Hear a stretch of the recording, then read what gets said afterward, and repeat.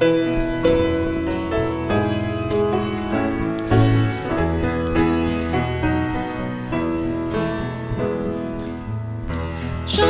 dans tes portes, j'entre dans tes parvis, avec des louanges, devant toi me voici. Je reconnais ta majesté, je reconnais ta royauté.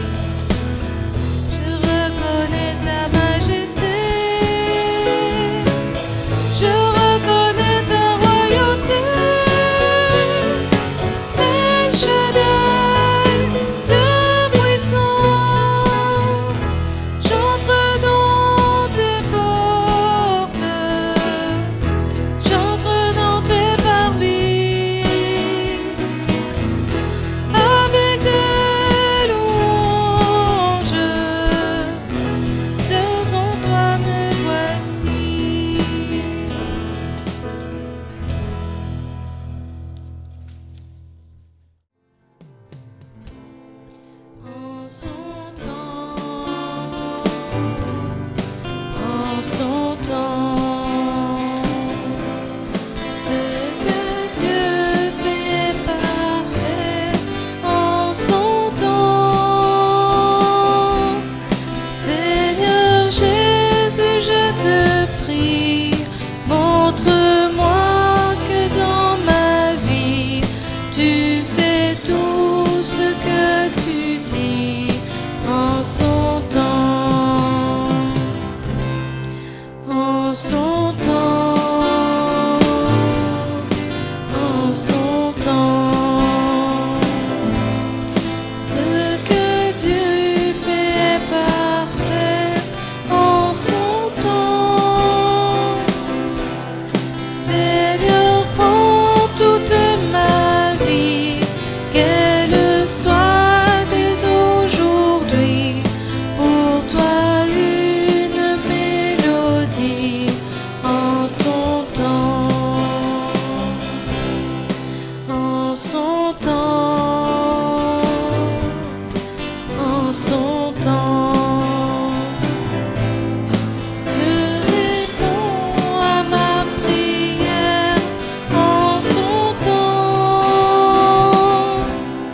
je ne perds donc pas courage, car je sais que dans l'orage, Dieu répond à ma prière. En son temps, en son temps, en son temps, tu accomplis ses promesses.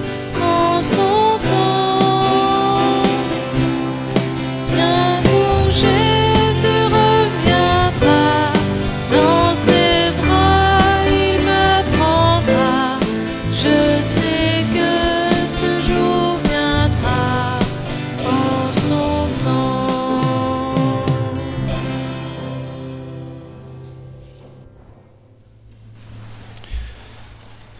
Après ce chant, j'aimerais partager avec vous, j'avais à cœur de partager avec vous quelques pensées qui restent plus ou moins dans le même ordre d'idées que ce chant que nous venons de chanter. Je vais juste les partager avec vous. Des complications surhumaines s'accumulent dans ta vie, tu ne sais comment les maîtriser. Mais le Seigneur te dit, ce n'est pas toi, c'est moi-même qui en aurai raison. Et serait-elle plus grande encore? Elles ne seront en tout cas pas plus grandes que moi. Ton Père est plus grand que tout et triomphe souverainement des plus grandes crises. Tu te sens seul, abandonné, dans tes craintes, tes détresses, peut-être principalement aussi à la pensée des bouleversements que l'on sent venir. Mais pense plutôt que tu es devenu en ton Seigneur Jésus-Christ un enfant, un fils, une fille de ton Père. Un père ne peut pas laisser seul son enfant en proie à l'angoisse. Un tel papa n'existe nulle part, s'il est un vrai papa.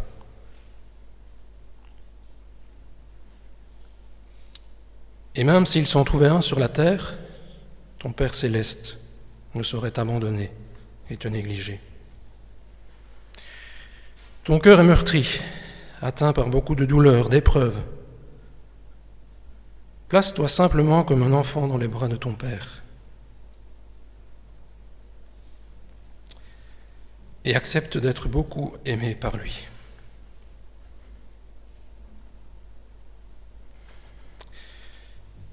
Dieu ne blesse pas sans guérir ni vivifier.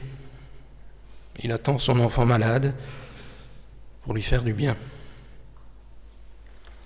Viens donc à lui.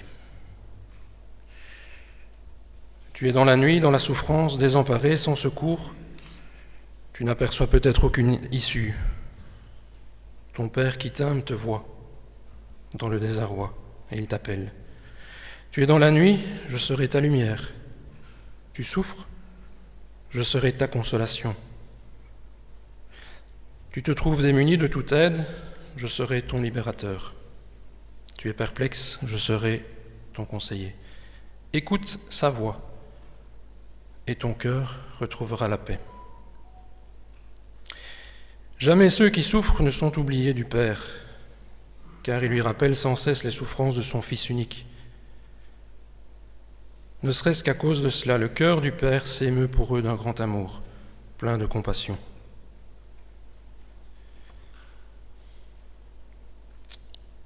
Tu en es arrivé à la résignation, tu penses que tu ne peux plus lutter, que tout est en vain. Pourtant, dès qu'intervient l'amour de Dieu, il n'y a plus d'en vain. C'est ce que nous montre la croix de Golgotha. À la croix, le sentiment d'avoir lutté en vain se mue en la plus glorieuse des victoires. C'est pourquoi Dieu dit « Se résigner signifie perdre la bataille ». Mais continuer de combattre, c'est déjà vaincre. Recommence donc le combat, et tu gagneras. Sur toi resplendit la croix de Jésus, signe de la victoire. Et si la victoire n'est pas pour ici-bas, elle est déjà réservée pour l'éternité. C'est quelques pensées que j'ai tirées d'un livre que j'ai lu il y a quelques années, que je relis aussi de temps en temps, et qui à certains moments de la vie remettent les choses à leur place aussi vis-à-vis de notre Papa céleste. Il est toujours là pour nous, dans tout ce que nous vivons, soit les joies, soit les peines, soit les douleurs, il est toujours présent pour nous. Et c'est sur lui que nous voulons compter. Voilà, j'avais juste ces quelques pensées à vous partager ce matin. Alors, avant d'entendre la prédication de notre pasteur Yves, je vous propose aussi un chant, venez le célébrer. Je l'ai mis juste après parce que on a beau être dans la joie, on chante. On a beau aussi être dans la douleur, dans la tristesse. Il y a toujours cette joie aussi en tant que chrétien qu'on a au fond du cœur. Et je me suis vu aussi dans un moment particulier de ma vie où j'étais triste, désemparé. J'ai prié, on a remis tout entre les mains du Seigneur. J'ai terminé la soirée en chantant. Et c'est pour ça que j'ai mis ce chant après. Venez le célébrer. Quoi qu'il se passe dans ta vie, venez le célébrer. Je vous propose que nous puissions nous mettre debout pour chanter ce chant. Après quoi nous aurons la prédication de Yves.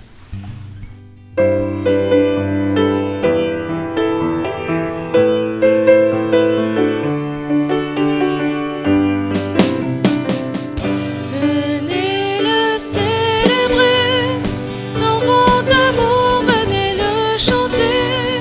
Le Fils de Dieu est venu donner la vie. Nous te fêtons, roi, car tu nous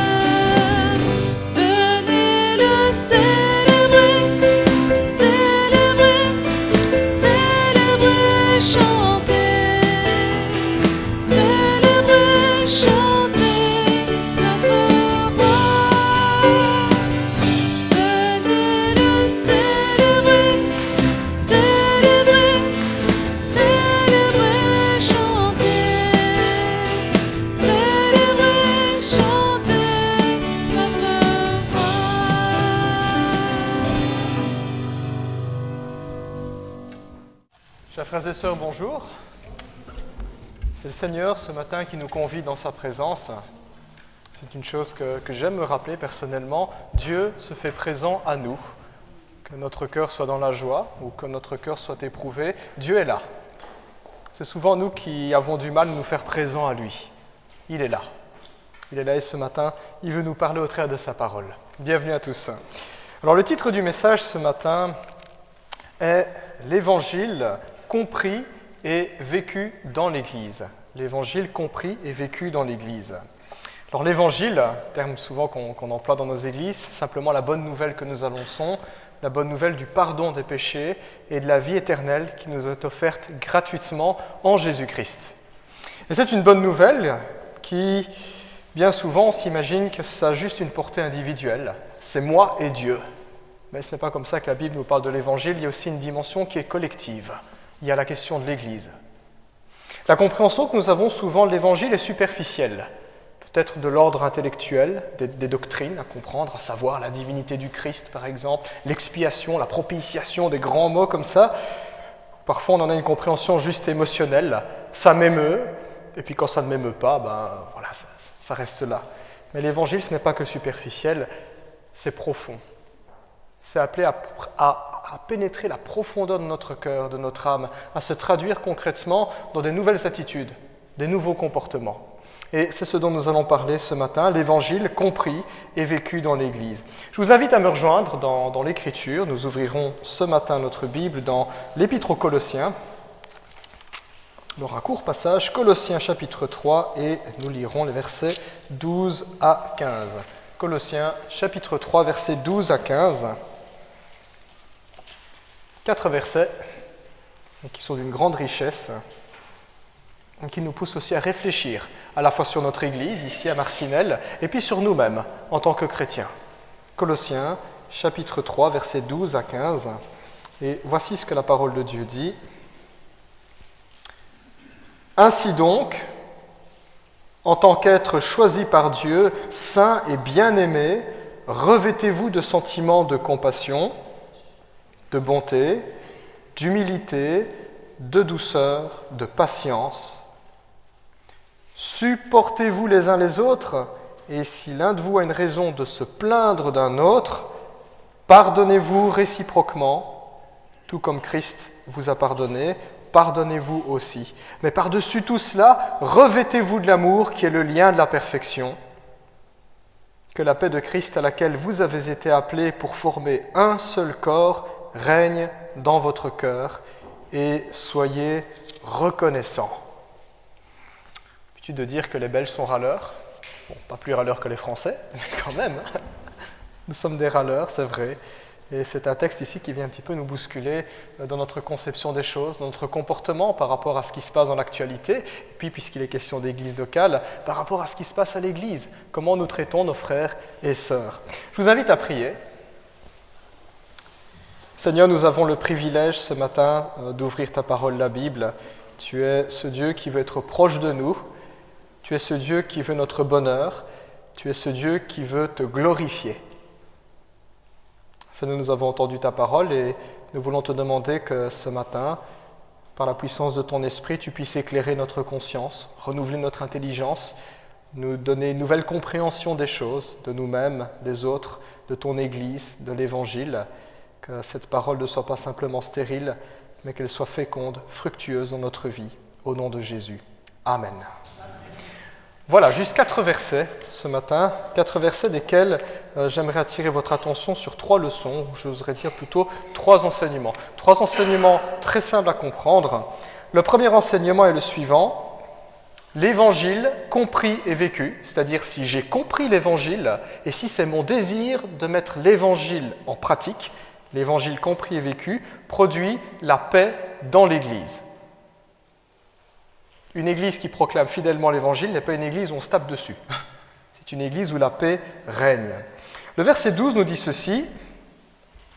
« Ainsi donc, en tant qu'être choisi par Dieu, saint et bien-aimé. » C'est comme ça que cette section commence. Nous, les chrétiens, nous avons été choisis, nous sommes saints et nous sommes bien-aimés.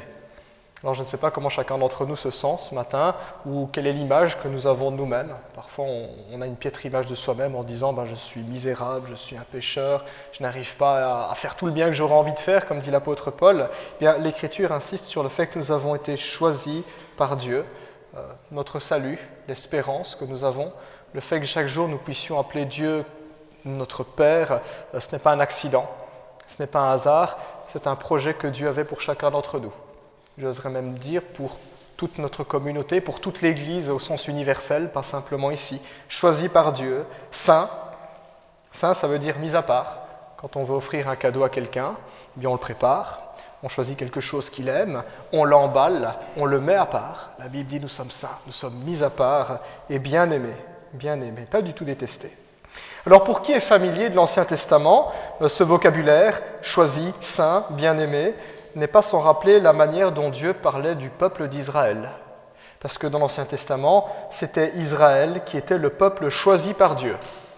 Dieu dira même à Israël, je ne vous ai pas choisi parce que vous êtes les plus nombreux, les plus pieux, les plus forts, mais par pure grâce, parce que je vous aimais.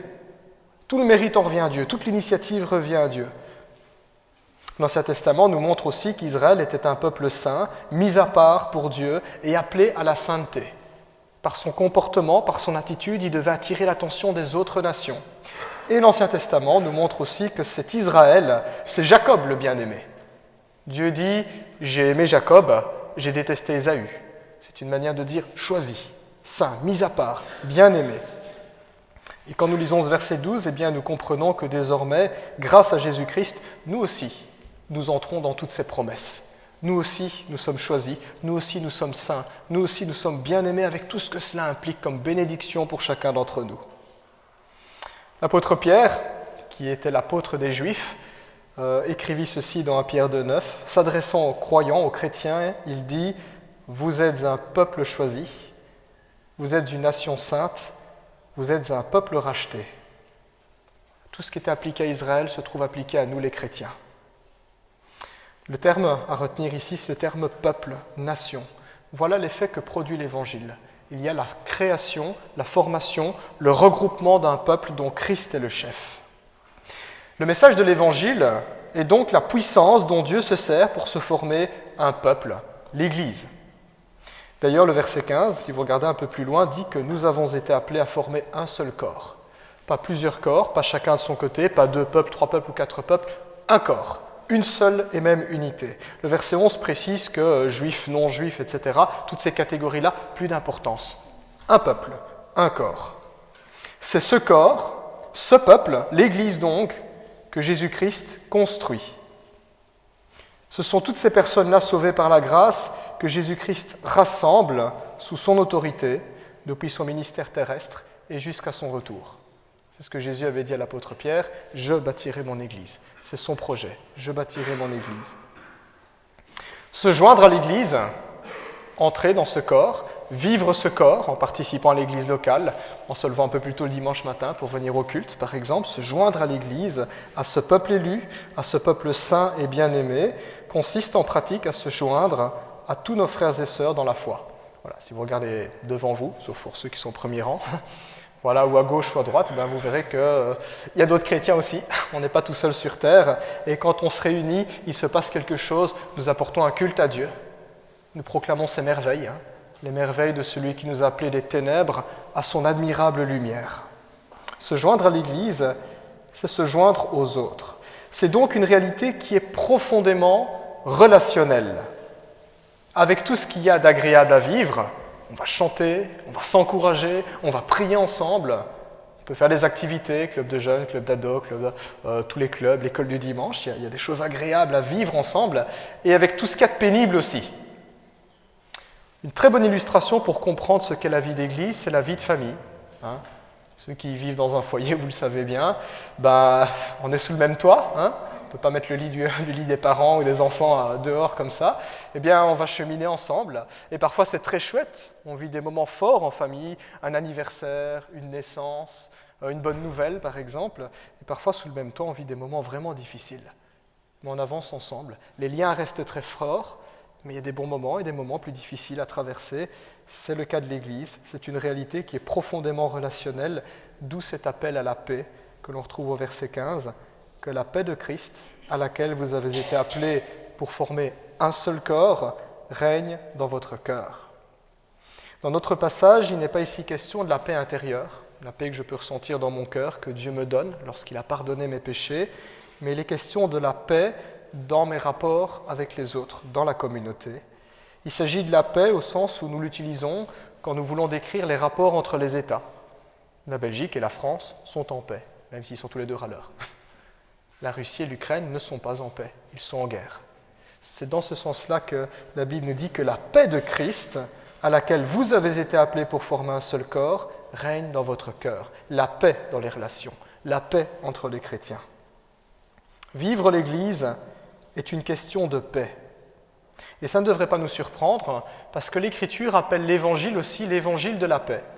Si vous relisez Éphésiens 6, 10 et suivants, c'est le fameux passage où l'Écriture exhorte les chrétiens à se revêtir de toutes les armes de Dieu. Vous avez la description de l'armure du chrétien, le casque du salut, la cuirasse de la justice, le bouclier de la foi, l'épée de la parole, la ceinture de la vérité et les chaussures du zèle que donne l'Évangile de paix, nous dit Éphésiens 6, 15. Évangile de paix. C'est dire la manière dont le Seigneur nous pousse à cultiver cette paix partout où nous allons. Cultiver. Je ne sais pas s'il y a des gens qui ont la main verte ici. Moi, je n'ai pas du tout la main verte. Ma femme a la main verte. Voilà, moi, il ne faut pas me demander de retirer les mauvaises herbes. Je déteste ça. Mais bon, parfois, je mords sur ma chic et je vais aider ma femme. Mais ceux qui ont la main verte savent que cultiver, c'est un effort. On doit avoir le nez dans la terre tous les jours. On doit retourner, vérifier, etc. Eh bien, c'est ce que Dieu attend des chrétiens. Cultiver la paix. Parce que c'est l'évangile de paix. Parce qu'il nous a appelés à former un seul corps. La paix. Une église qui n'est pas en paix, mais qui connaît la guerre, est une église qui en fait sabote son propre témoignage, contredit l'évangile, parce qu'au cœur de l'évangile se trouve la paix que Dieu offre, la paix entre Dieu et les hommes, et la paix qui est censée caractériser nos relations, la paix que les chrétiens sont censés vivre au minimum entre eux. C'est le strict minimum. Être en paix avec le monde, nous ne le serons pas, parce que le monde déteste l'Évangile, déteste le Seigneur Jésus. Il y aura des persécutions, il y aura de l'opposition. Mais quelle tristesse quand l'opposition et la persécution caractérisent les relations entre les chrétiens. Ça, ce n'est pas normal. Opposition, persécution, division, c'est l'affaire du diable et du monde. Mais ça ne devrait pas être l'affaire des chrétiens. Ça ne devrait pas être l'affaire des chrétiens. Nous sommes ainsi encouragés à laisser la paix régner dans notre cœur. C'est ce que nous dit le verset 15. Que la paix règne dans votre cœur. Alors si on regarde le texte dans l'original, en grec, je vous passe les termes qui sont assez barbares, le texte se traduit littéralement « que la paix soit l'arbitre de votre cœur ». C'est quoi un arbitre ? Un arbitre, c'est celui qui tranche quand il y a un litige. Quand il y a un match de foot, par exemple, eh bien, l'arbitre est celui qui va distribuer les points. Il va dire telle équipe va gagner. Voilà, les Carolos auront 10-0 sur Anderlecht, par exemple. J'espère qu'il n'y a pas de supporters d'Anderlecht. Mais l'arbitre est celui qui donne les points. Quand il y a des conflits entre les nations, avant que ça ne se règle avec des armes, on peut solliciter l'arbitrage des Nations Unies. Quand on a un problème, on peut aller en justice et c'est monsieur le juge qui va arbitrer le conflit. Coupable, innocent, ou alors on partage les torts. Dans cette idée d'arbitrage, eh bien, la Bible nous dit que c'est la paix qui doit être l'arbitre dans notre cœur.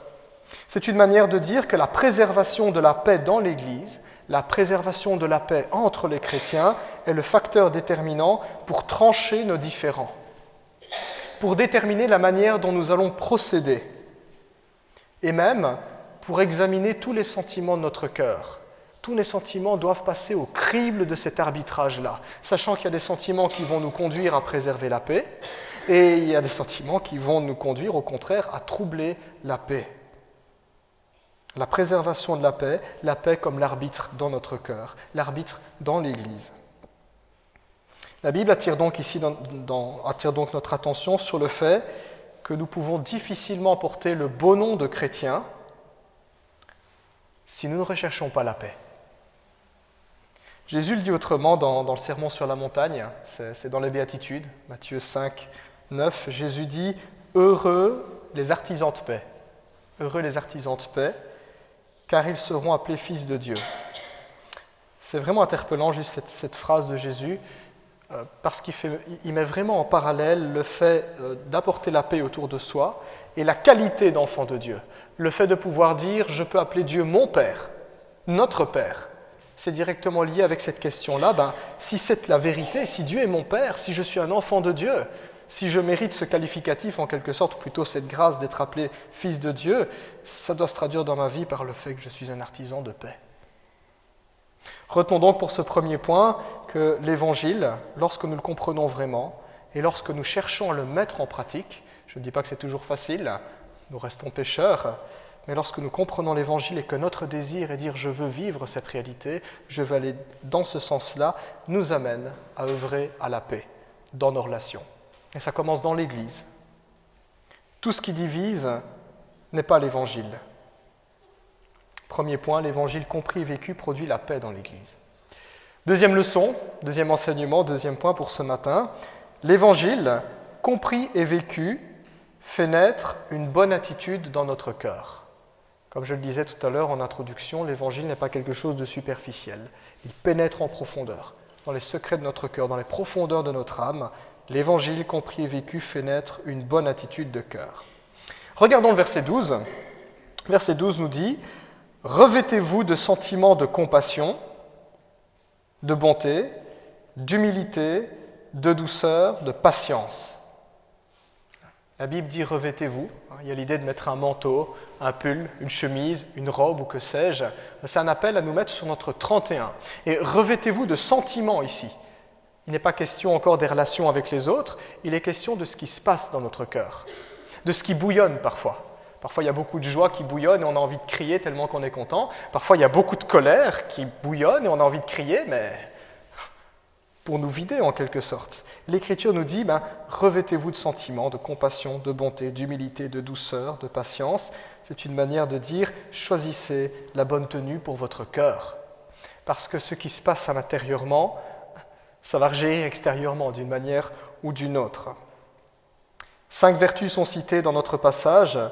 Alors la liste n'est pas exhaustive.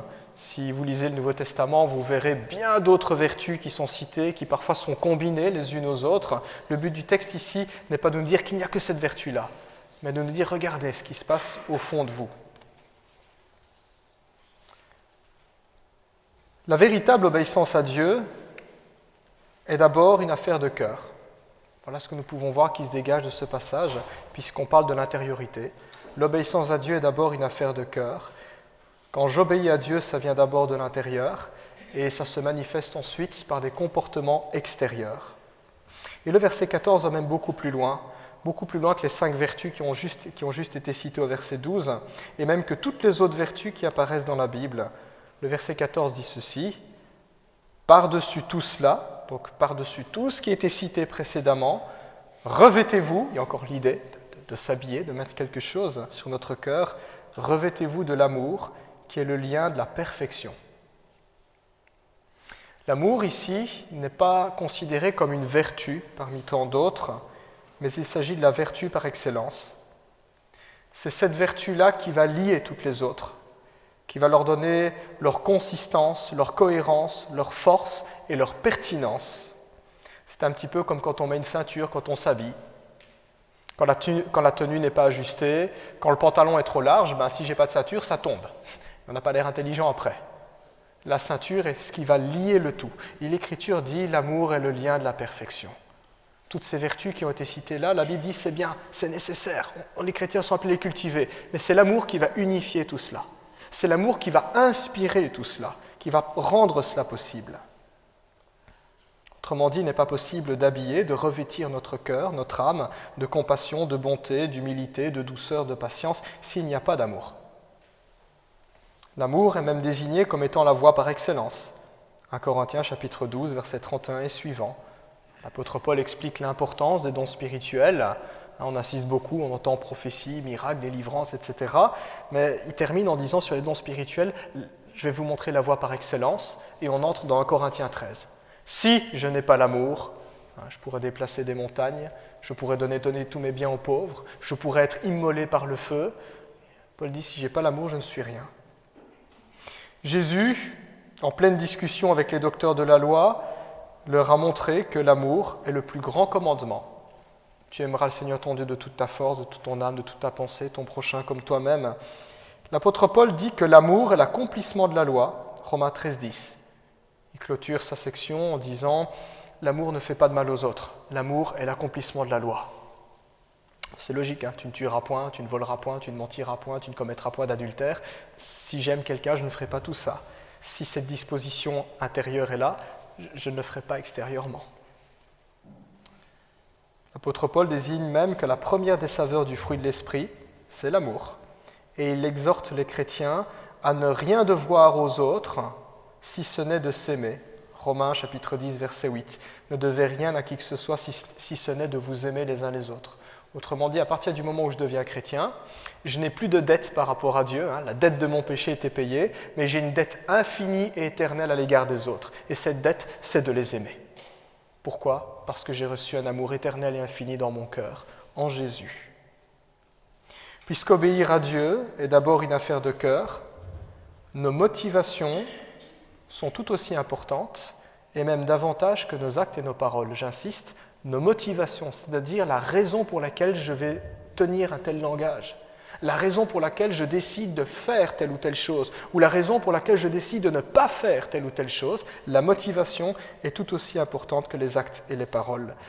Parce qu'en pratique, il est possible de faire du bien pour de mauvaises raisons. Un exemple, je peux rendre service à quelqu'un, et c'est bien, c'est vertueux de rendre service à quelqu'un, mais je peux lui rendre service pour qu'il arrête de me casser les pieds. Je ne lui rends pas service, je me rends service à moi-même. Parce que dans mon cœur, c'est l'irritation, la frustration et l'impatience. Il me casse les pieds. Ainsi, derrière une bonne action peut se cacher de mauvaises intentions. Je peux rendre service pour être apprécié, dans le but que l'on me remarque, que l'on m'applaudisse, que l'on me recommande. C'est de la vanité. Je peux rendre service parce que j'estime que j'en suis digne, que je suis meilleur, que je suis le plus compétent et que je veux le montrer. C'est de l'orgueil. Je peux rendre service dans le but qu'on me renvoie l'ascenseur, d'une manière calculée. C'est de l'intérêt. Pourtant, j'ai rendu service. En apparence, c'est vertueux. Mais la motivation est vicieuse. Voilà pourquoi l'Écriture montre ici que l'Évangile compris et vécu met dans notre cœur de bonnes dispositions.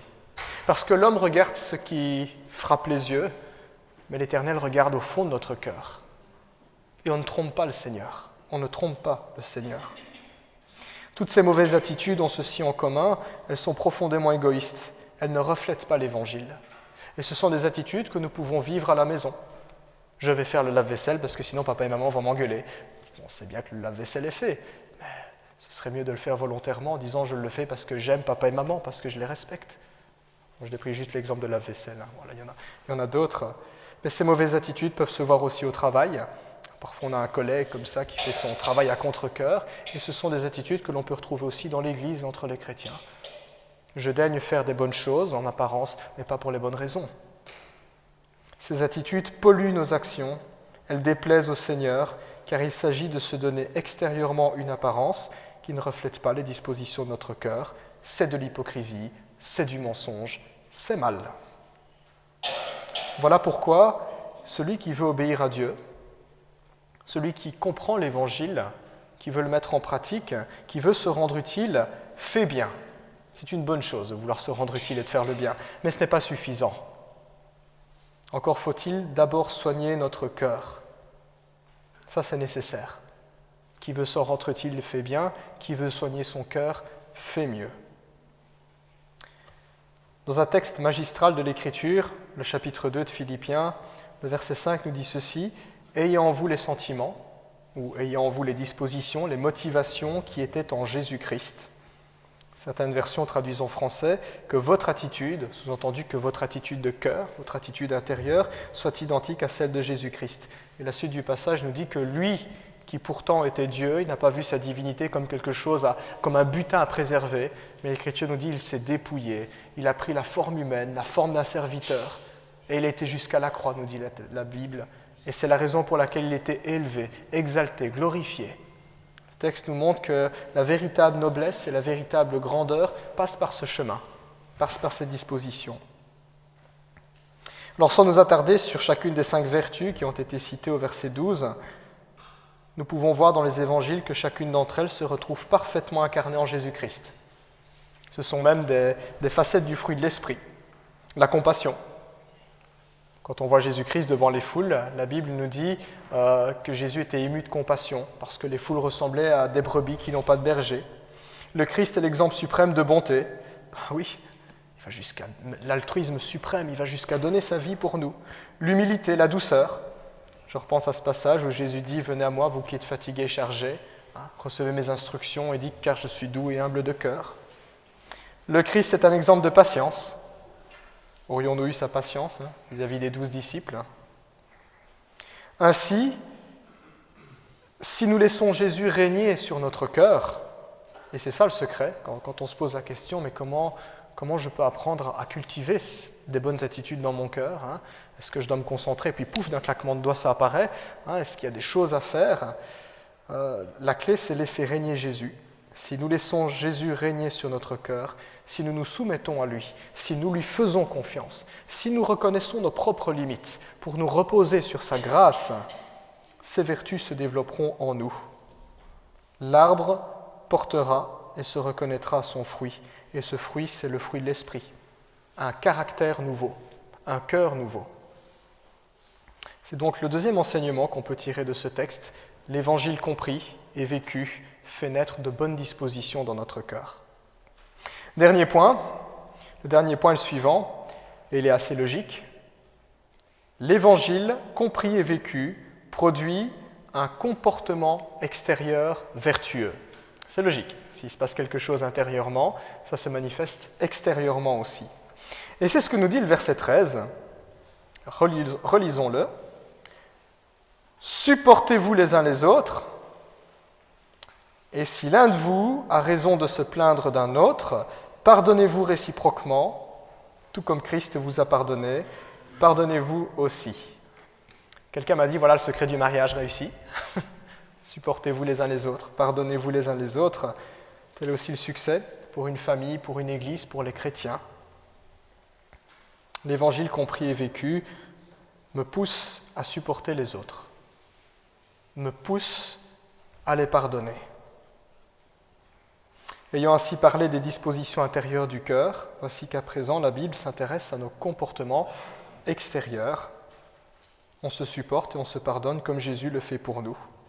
Ça signifie que si je refuse de supporter les autres, si j'estime que l'autre, je ne peux pas le piffer, comme on l'entend parler, et je ne lui parle plus, si nous nourrissons de la rancune, parce que la rancune c'est refuser de pardonner, nous trahissons l'Évangile.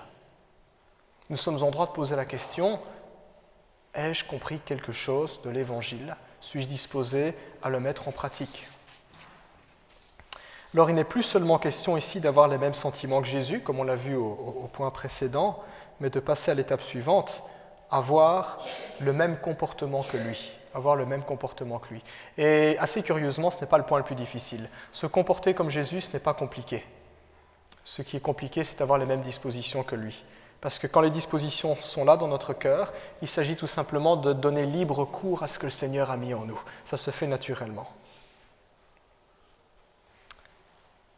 Un grand défi, car s'il est hypocrite de faire le bien pour de mauvaises raisons, comme on l'a dit tout à l'heure, il est tout aussi hypocrite de nourrir de soi-disant bons sentiments sans agir en conséquence. Hypocrisie aussi. La tâche qui nous est demandée au verset 13 n'est pas des plus aisées. Supporter les autres. Je crois que c'est Jean-Paul Sartre, philosophe athée, qui disait « l'enfer, c'est les autres ». Supporter les autres et pardonner nos frères dans l'Église. Est-ce qu'il y a des râleurs dans la salle ce matin? Merci pour l'honnêteté, vous n'êtes pas obligé de lever la main. Voilà. Question rhétorique, j'aurais dû préciser. Alors très certainement que dans notre entourage, je ne citerai pas les noms, voilà. Très certainement que dans notre entourage, nous connaissons des râleurs. C'est pas agréable quand il y a des râleurs. Pas agréable quand il y a des râleurs à la maison. Pas agréable d'être marié à un râleur ou d'être un râleur soi-même, d'avoir des râleurs au travail ou à l'église. Réfléchissons à ça, que font les râleurs? Ils râlent. Logique. C'est quoi râler? Eh bien, en général, les râleurs se contentent de dire ce que tout le monde sait déjà. Tout le monde le sait. Il y a ça qui ne va pas, il y a ça qui n'est pas bien fait, il y a un tel qui se comporte comme ça, il y a le patron qui a fait ça, il y a le pasteur qui a dit ça, il y a les vitres qui ne sont pas propres, les coussins ne sont pas bien mis. Le râleur se contente de dire ce que tout le monde sait déjà. Sauf qu'il le dit avec des mots déplacés, sur un ton déplacé, d'une manière qui va encore plus pourrir l'ambiance et qui va rendre le travail des autres encore plus difficile, surtout le travail de ceux qui essaient de résoudre des problèmes. Le râleur n'apporte pas de solution. Il remue. On est dedans, mais il remue. Voilà ce qui se passe quand on râle. Et d'une certaine manière, nous sommes tous un peu râleurs. Ça nous arrive à la maison, ça nous arrive au travail, surtout les lundis matins. Pensez-y demain matin, à 5 h du matin. Ça nous arrive dans l'église de râler aussi. C'est naturel, c'est facile de se plaindre, de relever tout ce qui ne va pas, de critiquer ou de ruer dans les brancards à coups de yaka faucon. C'est quoi yaka faucon? Il n'y a qu'à faire ça, ou il faut qu'on fasse ça. Voilà, tout le monde a sa recette magique. C'est facile de ruer dans les brancards avec des formules toutes faites. C'est autre chose de mettre la main à la pâte. C'est autre chose. Si Dieu nous exhorte à nous supporter et nous pardonner, c'est parce que Dieu sait que la vie en Église ne sera pas rose. Jésus a passé 3 ans, un ministère de 3 ans sur terre, avec 12 disciples. Quand on lit dans les évangiles, on se dit Jésus, il a dû bien les supporter et les pardonner, quand même. Jésus sait que c'est pas compliqué, que c'est compliqué de cheminer avec des pécheurs simplement. Pour que ça marche entre les chrétiens, pour que ça marche entre nous, il faut apprendre, comme on le dit, à mettre de l'eau dans son vin. À mettre de l'eau dans son vin. Nous devons apprendre à nous aider, à céder et céder. Céder, du verbe s'entraider, et céder dans le sens être prêt à faire des concessions. Nous devons apprendre à nous aider et à céder aussi aux autres. Mettre de l'eau dans son vin, c'est tout ça. Nous avons besoin de nous baser sur notre ami commun qui est Jésus-Christ. Peut-être que nous avons connu ce genre de situation, avoir des amis communs qui ne se connaissent pas. Et donc, qu'est-ce qu'on fait? On joue les entremetteurs. Parfois, il y a des couples comme ça qui se forment. Eh bien, on peut dire que le Christ est notre entremetteur, notre point commun. Si on ne connaît pas bien l'autre ou si on a du mal à supporter, on peut dire à Jésus, qui est notre ami, en disant « Mais tu peux me mettre en contact, tu peux m'aider à être en contact avec lui. » Jésus est notre ami commun. Si Jésus n'était pas là, la plupart d'entre nous ce matin ne se seraient jamais associés, tant nous sommes différents, tant nous avons tout simplement si peu d'atomes crochus. C'est vrai ? Et l'Évangile est ce qui nous permet de dépasser toutes ces différences. Quelles sont ces différences? Et ce n'est pas exhaustive la liste que je vais donner ici. Ces différences sont la différence d'âge. Il y a plusieurs générations différentes.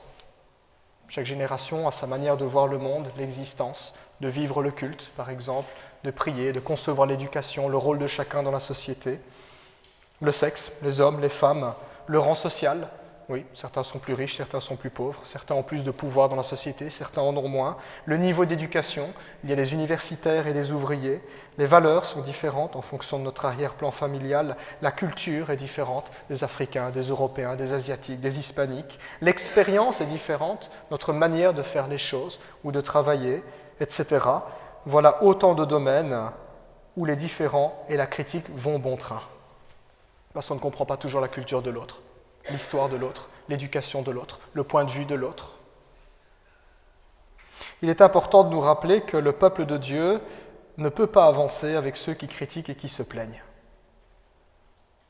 Le peuple de Dieu avance avec ceux qui sont prêts à supporter et à pardonner, ceux qui vont tisser du lien, préserver le lien. Et c'est tout l'exemple que nous pouvons voir dans le peuple d'Israël dans le désert. 1 Corinthiens, chapitre 10, verset 6, nous dit que tout ce que le peuple d'Israël a vécu pendant ces 40 ans à tourner en rond dans le désert doit nous servir d'exemple pour nous qui marchons avec Dieu aujourd'hui sur terre. Et quand on relit en particulier le livre des Nombres, eh bien, nous découvrons que c'était ceux qui se plaignaient et qui critiquaient, qui en fait pénalisaient tout le monde. C'était mieux en Égypte, Moïse il fait pas bien son travail, et Dieu nous a abandonnés, et on va faire un veau d'or. Mais c'était parce que Moïse était humble, doux, patient. C'est ce que nous dit Nombres, chapitre 12, verset 3. Le texte dit même que c'était l'homme le plus patient de la terre. Parce que Moïse était tout ça, toujours enclin à supporter, toujours enclin à rechercher le pardon de Dieu pour ce peuple qu'ils parvinrent sains et saufs à la terre promise. C'est cette attitude-là. Il y a même un moment donné où, avec l'histoire du veau d'or, il y a Dieu qui se met en colère en disant « Moïse, pousse-toi de là, je vais les exterminer, et puis de toi je ferai sortir un nouveau peuple. » Et c'est Moïse qui va entrer dans une démarche de « Seigneur, pardonne-les ». C'est ça qui a sauvé la vie de ce peuple. Ceux qui critiquent et qui se plaignent pénalisent tout le monde. Ceux qui supportent et qui cherchent le pardon permettent que ça marche, que ça avance. Comment croyons-nous que le Christ bâtit son Église ? En râlant ? Et il aurait des raisons de râler. Il aurait des raisons de râler. Ce n'est pas comme ça que Jésus bâtit son Église, mais par la puissance du pardon que l'on voit à la croix et en supportant chaque jour les pécheurs que nous sommes. Chaque jour. Chaque jour. Il y a quelque chose de fort quand Jésus dit « Et je serai avec vous tous les jours jusqu'à la fin du monde ». Il est là quand c'est difficile, quand on a des épreuves. Il est là quand on est occupé à casser du sucre sur un tel ou un tel. Il n'approuve pas, mais il reste là. Il supporte, il est là. Supporter et pardonner ne signifie pas se taire sur ce qui ne va pas. Ce n'est pas la loi de l'omerta, la porte ouverte à tous les abus possibles, on ne peut plus rien dire. Ce n'est pas ça, supporter et pardonner. Supporter et pardonner, c'est s'abstenir de ces attitudes, de ce ton désagréable et de ces mots inappropriés qui sont aussi inutiles que blessants. Car il y a une manière de dire les choses. Il y a une manière de parler à son frère ou à sa sœur en Christ. Il y a une manière de parler qui va être utile, intelligente, édifiante, une manière qui construit, qui aide, qui montre qu'on a du respect pour l'autre, sans forcément approuver ce qui est dit ou ce qui est fait, mais qu'on le respecte, qu'on l'aime, qu'on lui veut du bien et qu'on l'estime. Quand on supporte et quand on pardonne, on sait communiquer à ce niveau-là. Le monde non chrétien appelle ça la communication non violente. Et nous, c'est des techniques extérieures. Nous avons l'Évangile. Nous avons quelque chose à l'intérieur de nous qui nous permet de vivre cette réalité à un tout autre niveau. Reconnaissons que bien souvent nos critiques relèvent de l'impatience, d'une méconnaissance de la situation ou des personnes, de jugements souvent hâtifs, de préférences personnelles pour lesquelles nous pourrions simplement céder en disant c'est quelque chose qui est secondaire, et de cette habitude qui a la vie dure, qui consiste à chercher à enlever la paille dans l'œil des autres quand on a une grosse poutre dans le nôtre. Au fond, peut-être faut-il mieux parfois suivre le conseil du sage qui a dit ceci en Proverbe 19, 11 « L'homme avisé et lent à la colère, il met sa gloire à passer par-dessus une offense. Il met sa gloire non pas à avoir le dernier mot, non pas à vouloir tout conformer selon ses attentes, mais à passer au-dessus d'une offense. J'oserais paraphraser en disant passer au-dessus de ce qui est irritant ou secondaire. » En conclusion, adhérer à l'Évangile n'est pas simplement qu'une adhésion purement individuelle, ce n'est pas moi et Dieu, mais collective. Nous entrons dans la famille de Dieu, dans le peuple de Dieu. C'est entrer dans la communauté chrétienne pour y célébrer la grâce, d'où l'appel à la fin du verset 15, « Et soyez toujours reconnaissants ». On a l'impression que ce petit morceau de verset arrive un petit peu comme un cheveu dans la soupe, mais c'est ce qui se dégage quand ça marche entre les chrétiens, quand l'Église va de l'avant. On est reconnaissant. Il n'est même pas nécessaire que le Seigneur l'ordonne dans sa parole, c'est tout naturel, on constate que ça va bien, on a envie de dire « Seigneur, merci ». L'Évangile compris et vécu transforme notre cœur, influence nos relations, afin qu'ensemble nous manifestions que Dieu est réellement au milieu de nous. Et ça, c'est ce que le monde verra. Ça, c'est l'image que nous allons leur donner de l'Évangile. Que le Seigneur nous donne ainsi d'exalter l'Évangile, non pas de le galvauder, mais de l'exalter, le montrer en toute vérité, en toute puissance, par l'amour que nous portons les uns aux autres. Amen. Je vous invite à prier. Merci pour ta parole, Seigneur, ce matin. Comme un miroir, elle nous renvoie notre propre image et c'est vrai, Seigneur, nous sommes bien souvent des râleurs. Seigneur, nous confessons que c'est très difficile de supporter ceux qui ne pensent pas comme nous, ceux qui ne font pas comme nous, ceux qui ne font pas les choses comme nous voudrions que nous les fassions. Nous avons du mal à supporter. Nous avons du mal à vivre le pardon. Parce que c'est vrai que c'est plus facile et que ça soulage immédiatement de rendre le mal pour le mal ou de surenchérir. Seigneur, nous avons besoin de ta grâce, nous avons besoin de la bonne nouvelle et de l'Évangile, encore aujourd'hui, pour continuer à marcher avec toi. Nous te demandons pardon pour toutes ces mauvaises dispositions dans notre cœur. Et nous confessons avec toi que c'est vrai, nous avons tellement de mal à aimer les autres comme nous devrions le faire, et à t'aimer toi comme nous devrions le faire et comme toi tu nous aimes. Change notre cœur, Seigneur. Nous te demandons que l'Évangile puisse ainsi déborder, façonner le plus profond de notre âme et rejaillir dans nos relations et dans l'Église.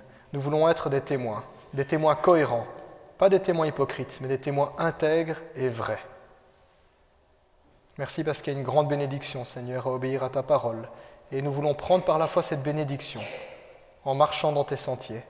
Merci de nous y aider, Seigneur, au nom de Jésus. Amen. Merci à notre pasteur pour la prédication. Des choses qui peuvent être simples à première vue, mais qui demandent beaucoup de sagesse et d'intelligence. Que Dieu nous aide aussi à comprendre l'Évangile et à le vivre, un Évangile vivant, que le Seigneur Jésus lui-même aussi nous a montré par sa vie. Alors avant de passer à la Sainte Seine, je vous propose un chant. Je propose que nous puissions nous mettre debout aussi pour chanter. Et je vous propose le chant Au-dessus de tout.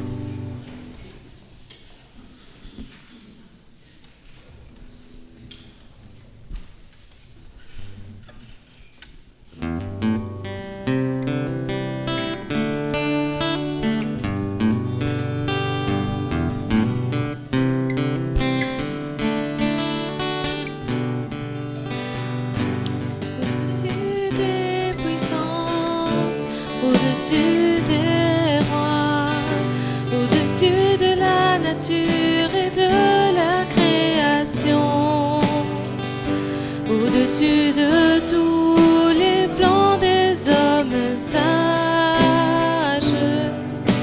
bien avant le monde tu existais, au-dessus des royaumes, au-dessus des trônes, au-dessus des merveilles que ce monde a connues, par-dessus tous les trésors de la terre, rien ne peut mesurer ta valeur.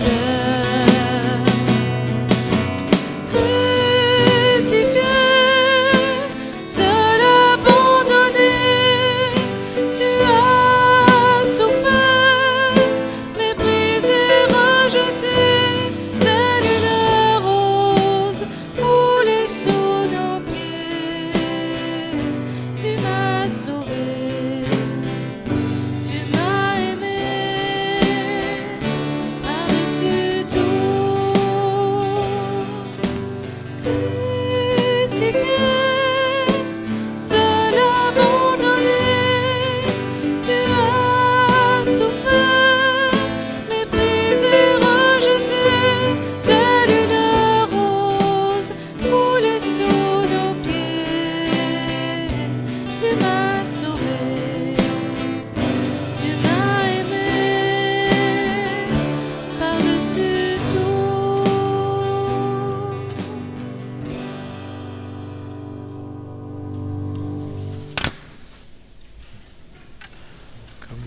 Comme ça nous a été rappelé dans la prédication, un évangile compris et vécu dans la personne de Jésus-Christ qui a lui-même montré l'exemple pour nous. Il avait compris l'évangile et il est venu sur cette terre pour le vivre pleinement. Le vivre pour y mourir. Il a donné sa vie pour nous pardonner, pour nous purifier. Il a donné son corps qui était meurtri. Il a versé son sang qui a coulé pour le pardon de nos péchés. Il nous a aimés. Et à notre tour aussi de l'aimer. Alors avant de partager le repas de la Sainte Seine, je vous invite à lire les recommandations que l'apôtre nous laisse dans l'épître de Corinthiens, au chapitre 11, à partir du verset 23. 1 Corinthiens 11, 23. Car j'ai reçu du Seigneur ce que je vous ai enseigné, c'est que le Seigneur Jésus, dans la nuit où il fut livré, prit du pain, et après avoir rendu grâce, le rompit et dit : « Prenez, mangez. Ceci est mon corps qui est rompu pour vous. Faites ceci en mémoire de moi. » De même, après avoir soupé, il prit la coupe et il dit : « Cette coupe est la nouvelle alliance en mon sang. Faites ceci en mémoire de moi, toutes les fois que vous en boirez. Car toutes les fois que vous mangez ce pain et que vous buvez cette coupe, vous annoncez la mort du Seigneur jusqu'à ce qu'il vienne. C'est pourquoi celui qui mangera le pain ou boira la coupe du Seigneur indignement sera coupable envers le corps et le sang du Seigneur.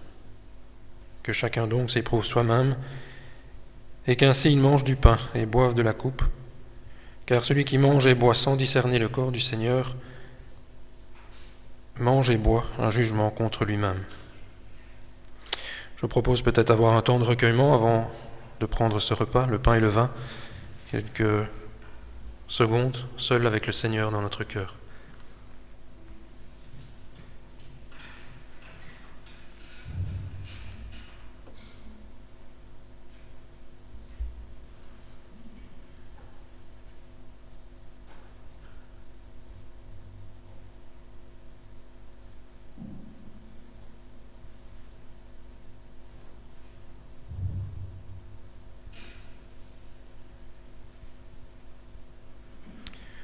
Oui, Seigneur, merci pour ton amour pour chacun de nous. Et c'est devant la croix, Seigneur, ce matin que nous sommes, devant ton corps, représenté sur cette table par du pain, et ton sang, représenté par le vin, que nous nous inclinons. Merci pour ton amour, merci pour ton sacrifice. Merci pour ta mort sur la croix, pour le pardon de nos péchés et pour notre rédemption. Au nom de Jésus, Amen. Alors l'invitation est faite à toutes les personnes qui ont reçu dans leur cœur le Seigneur Jésus, qui l'ont accepté, qui en ont rendu aussi témoignage en passant par les eaux du baptême, témoignage public. Nous invitons aussi toutes les personnes qui sont peut-être en visite, qui sont membres d'une autre communauté, qui sont en ordre avec leur communauté à se joindre à nous. C'est le Seigneur qui invite ses enfants. Et puis pour toutes les personnes qui n'ont jamais pris ce repas, ni ici ni ailleurs, nous leur proposons de prendre rendez-vous peut-être avec le pasteur dans la semaine pour avoir un entretien aussi, pour pouvoir parler librement de toutes ces choses et mettre toutes ces choses au clair. Les personnes qui participent au repas voudront bien se lever en signe de participation. Et puis les personnes préposées au service aussi, je les invite à venir me rejoindre pour faire le service. Demandez à Sacha aussi, à Léonidas, Daniel aussi si tu veux nous rejoindre.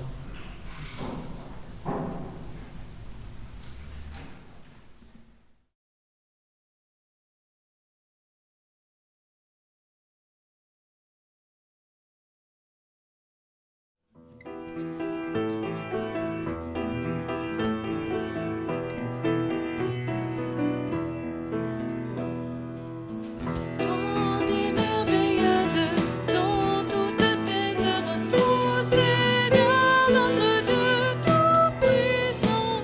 Juste et véritable dans toute ta volonté, toi le roi éternel, qui sur la terre et dans le ciel est semblable à toi. Tu règnes sur tout l'univers d'Israël. Un jour de